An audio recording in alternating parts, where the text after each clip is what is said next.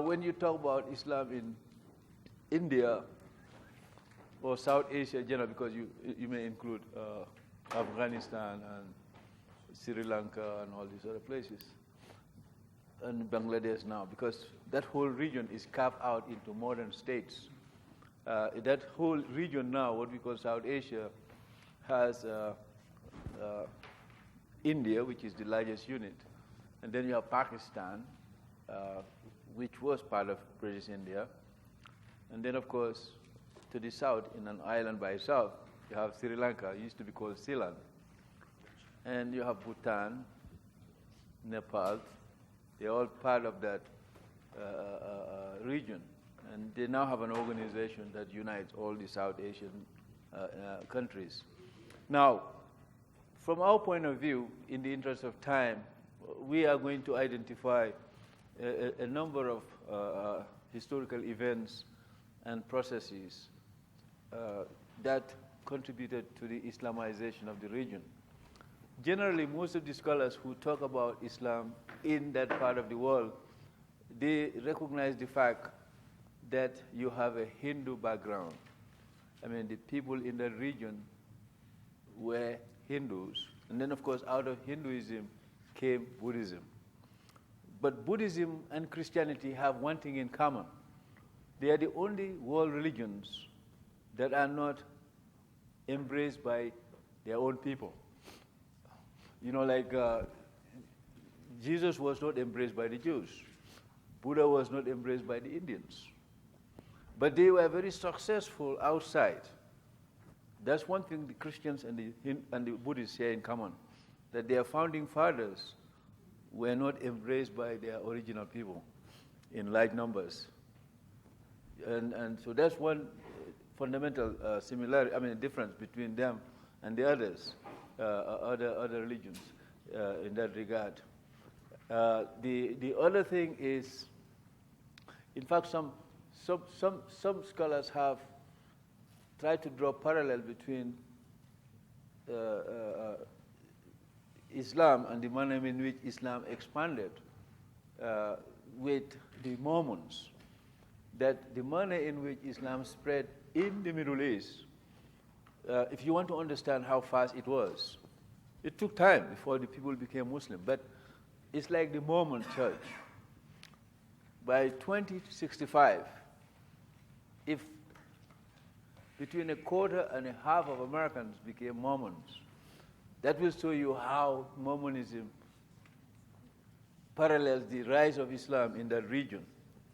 You know, because Mormonism as an American religion, which has an American background. There's a Catholic and a Protestant background, but I don't think Mormonism is going to attract 25% of as the Catholics population is in America. And the Mormonism is not going to be that way. So some of the scholars like Bullitt, who make this parallel between Islam spreading in the Middle East among the Arabs to the point that Muhammad's people would change their old religions to embrace him, something that could have happened with Jesus and the Jewish community, but it didn't happen. So, in the case of Islam coming to India, Islam had to deal with an other metaphysical point of view. That's Hinduism, which was there before. It also had to deal with Buddhism. Now, when the Muslims came, usually scholars tend to identify two major processes, historical movements, that contributed to the Islamization of that part of the world.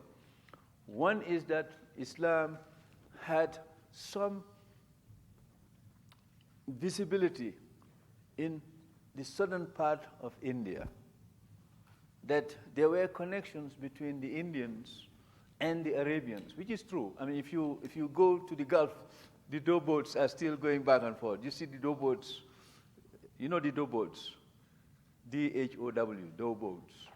I mean, that has been the ship used by the Arabs in that part of the world, in the Persian Gulf, Arabian Sea, going toward the Indian Ocean.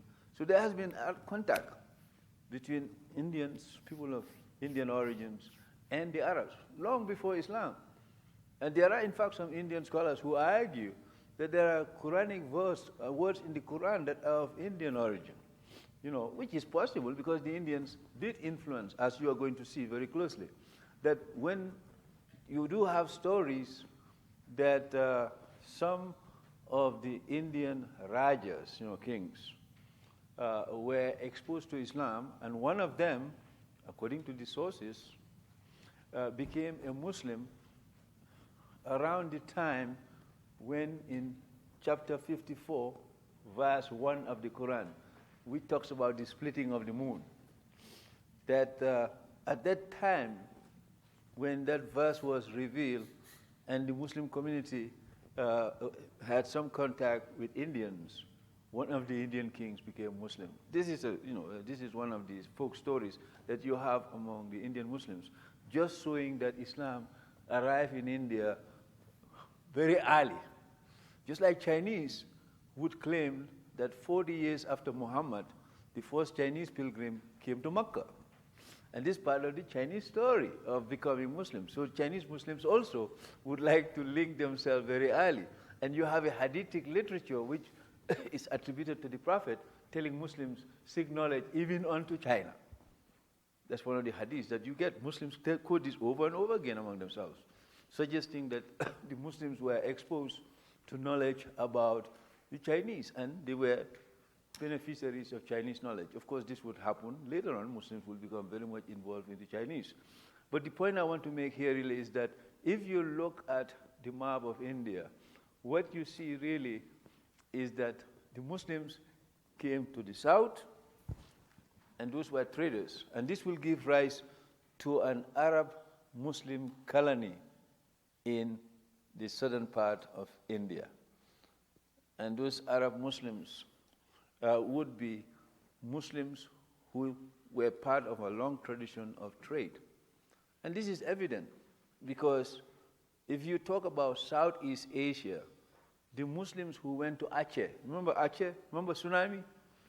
And Aceh was almost wiped out. You find in Aceh and in some parts of Indonesia,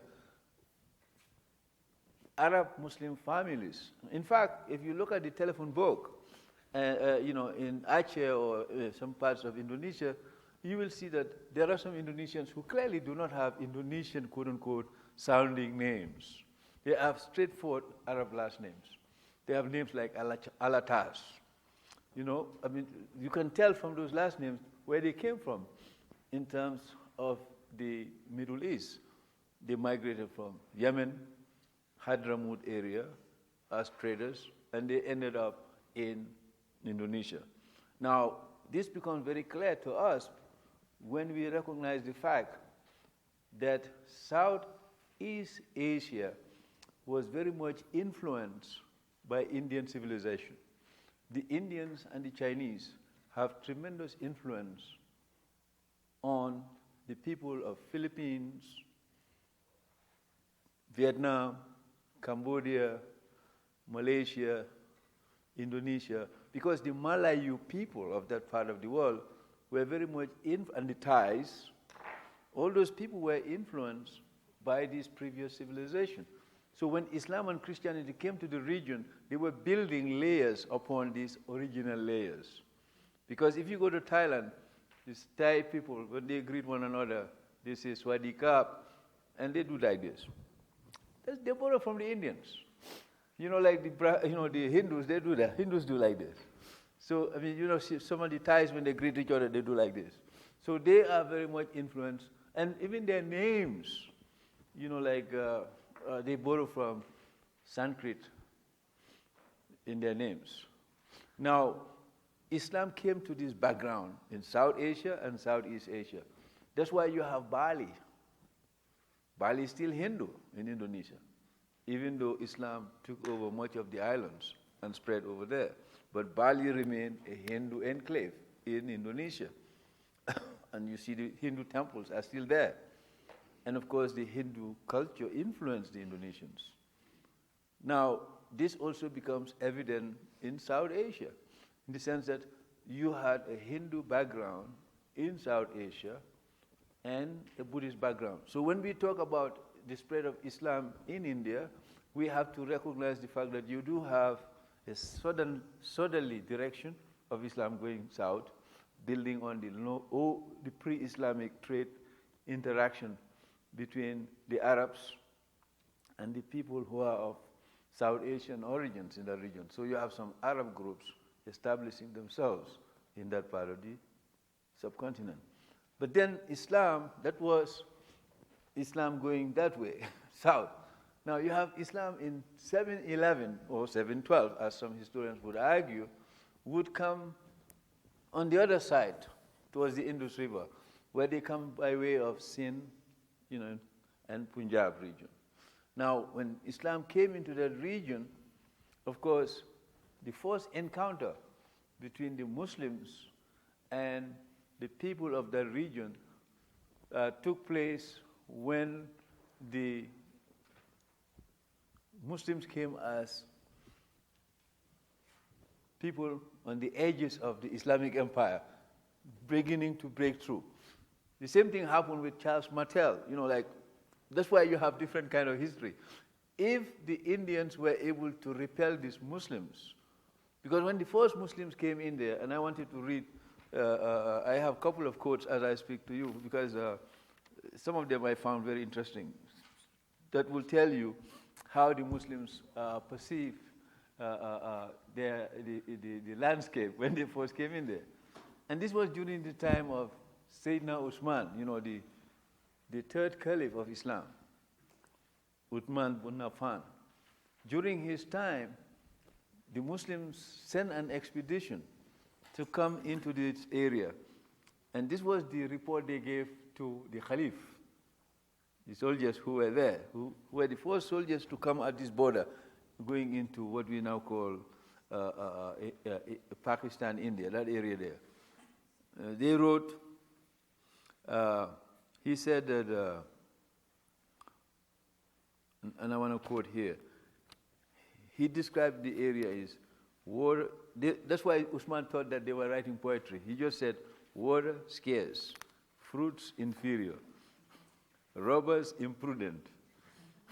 You see, and then he said, if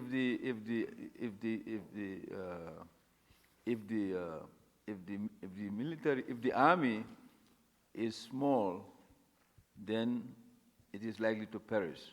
If the army is if the army is small, it's likely to get lost. If the army is large, it will die of thirst. So that was how they saw the area when they came in there. Now, of course, this was during the time of the Caliph, just about less than 15, 16 years after the death of the Prophet. Now, the Muslims will not come into the area, according to historians. And of course, Muslim historians wrote, people like Balahuri, Al-Biruni, and others, they wrote about the history of Muslims in that region. What we learn from these writings is that the Muslims did not come back to that area until 70 years later. Now, 70 years later, 70 years after, well, this happened with the Europeans when they came to Africa. I mean, it's like hit and run. You come in, you get wiped out because either they have resistance from the people or because of nature is hostile to you. So you retreat. And we have it even in space right now. America sends rockets, then they stay away. They don't go up to space for some years. Then they go back. So the same thing happened in this case. So when the Muslim came in, the report was very negative. They came back. 70 years later, they will come back in full force. And as a result of this re-engagement of this part of Southeast Asia, this time they're coming north. They're not coming from the south. As a result of this, Muslims coming will gradually begin to penetrate. Through the Khyber Pass, they begin to move in. Now, remember now, you have to understand what was going on. This Muslim wave is very well connected with what Muslims had already done in Iran. They have taken over Iraq, Iran. So it's very easy now. They're coming into Afghanistan. They can cross the Khyber Pass and they can move to northern India. And this is precisely what happened.